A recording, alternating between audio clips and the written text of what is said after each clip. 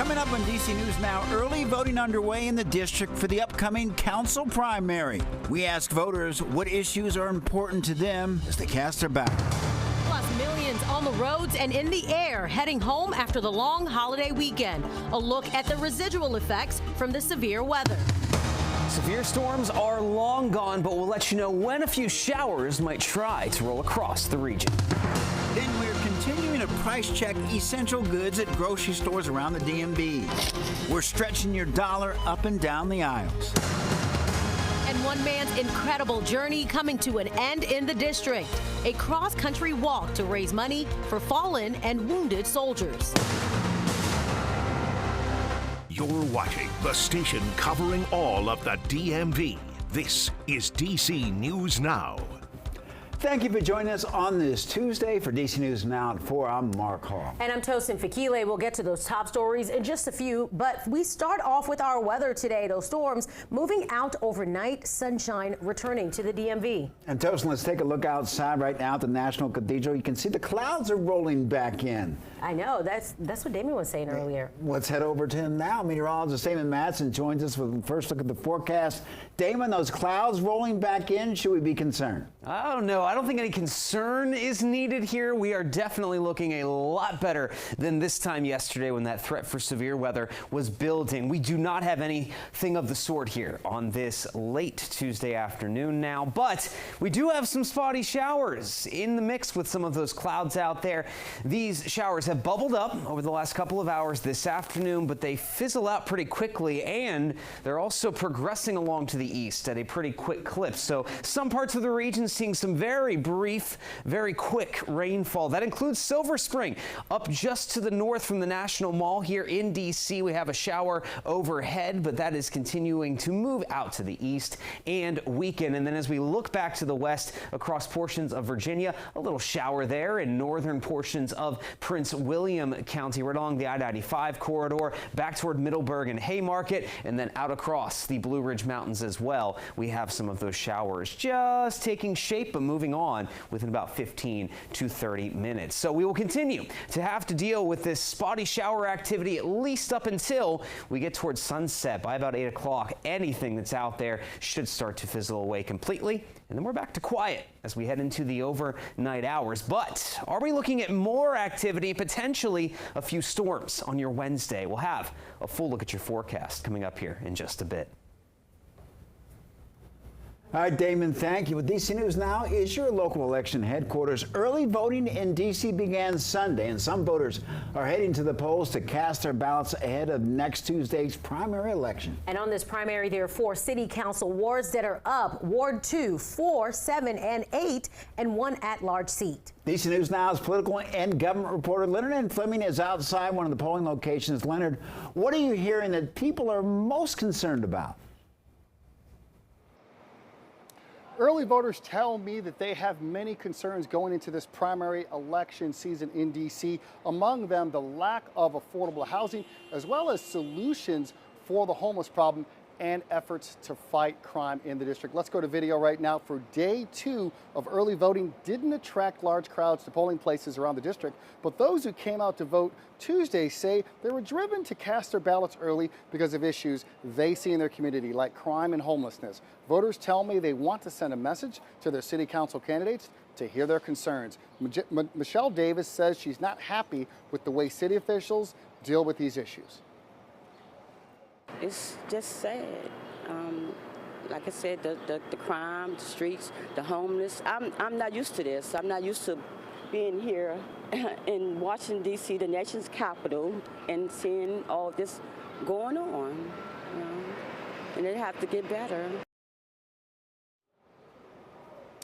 Early voting, it ends on Sunday, and there are 25 election centers across the city for people to cast their early votes. And primary election day is next Tuesday. Reporting from Northwest, Leonard N. Fleming, DC News Now. Back to you. All right, Leonard, thank you. In Virginia, today's the deadline to register to vote ahead of the state's June primary. Now, there are other options for those who missed that deadline. The good news is Virginia has some same-day registration, and that means on Election Day, you can still register to vote and immediately cast a ballot at an early voting center or your local registrar. Now, early voting ends Saturday, June 15th. Election day for the primaries Tuesday, June 18th. On the move this afternoon, post-Memorial Day travel in full effect. Millions now on the roads or at airports heading home. Let's take a live look at the Bay Bridge this afternoon. The Bay Bridge, an area that's usually very busy, but according to MDOT, if you're going across the Bay Bridge, the best time to hit the road was several hours ago. So if you haven't left yet, you may want to wait. Officials say the best time to cross the Bay Bridge eastbound, that's towards Ocean City, is after 7 p.m. The best times to cross westbound is after 6 p.m.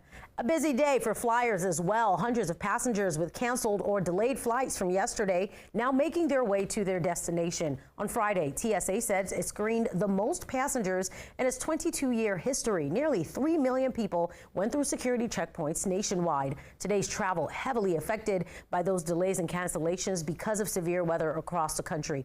Nationwide, nearly 3,000 flights within, in, or out of the U.S. have been delayed and nearly 1,200 have been canceled. That's according to FlightAware. Locally, 3 flights out of Reagan National have been canceled and 49 delayed. American and Southwest, the most affected airlines, with Dallas-Fort Worth seeing the most delays in canceled flights.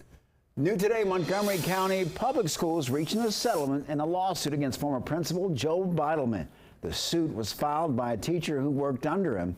Beidelman was principal of Farquhar Middle School and for a short time at Paint Branch High School. He's accused of several instances of sexual harassment and bullying. Those accusations date back to before his promotion to Paint Bridge High School.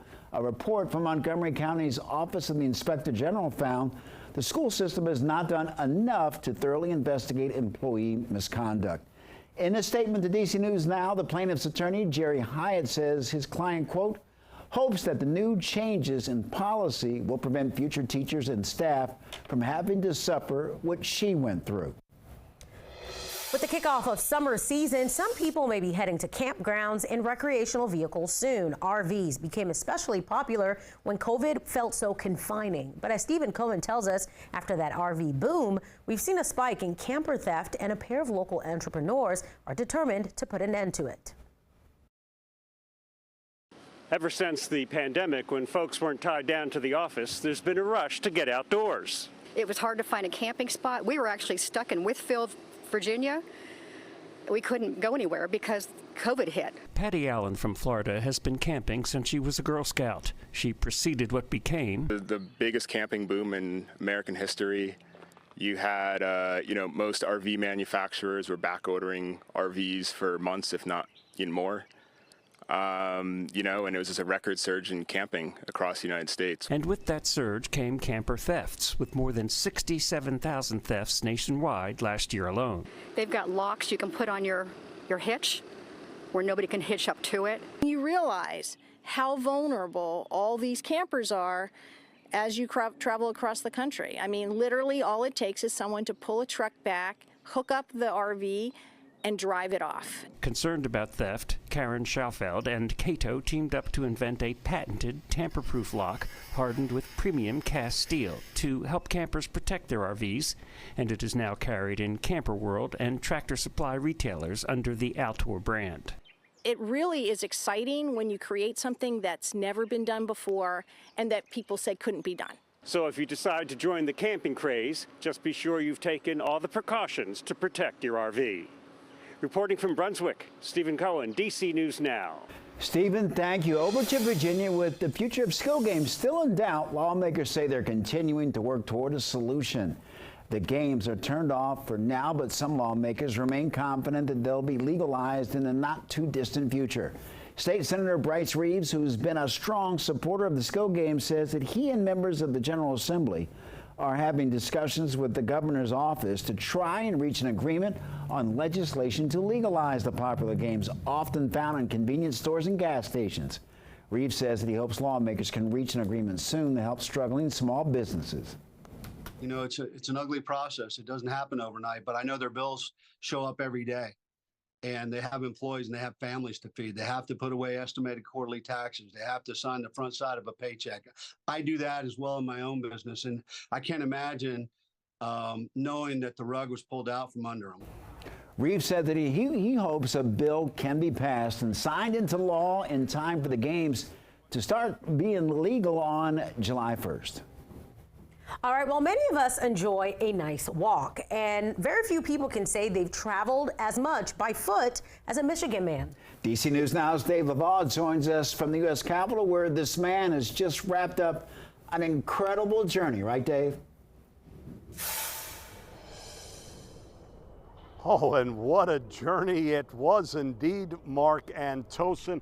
You've heard of cross-country runners. Well, very few, if any, actually do that. Then there's Jack Huffman.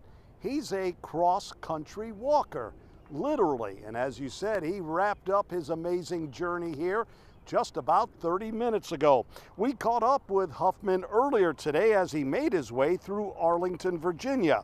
Huffman, who's from the Detroit area, arrived in Virginia by foot May 26. He started his walk March 14th from Dana Strands Beach, California, just north of San Clemente. Since then, Huffman has pushed about 150 pounds of gear across 13 states. He set out on his trip to raise money for the Fallen and Wounded Soldiers Project back in his home state.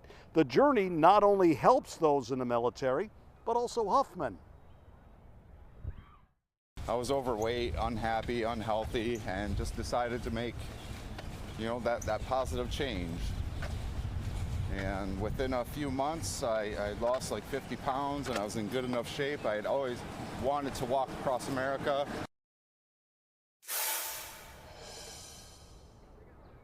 And Huffman wrapped up averaged more than 55 miles a day with all that equipment as he completed his nearly 3,000-mile walk in 76 days. We're live at the U.S. Capitol. Dave Laval, DC News Now.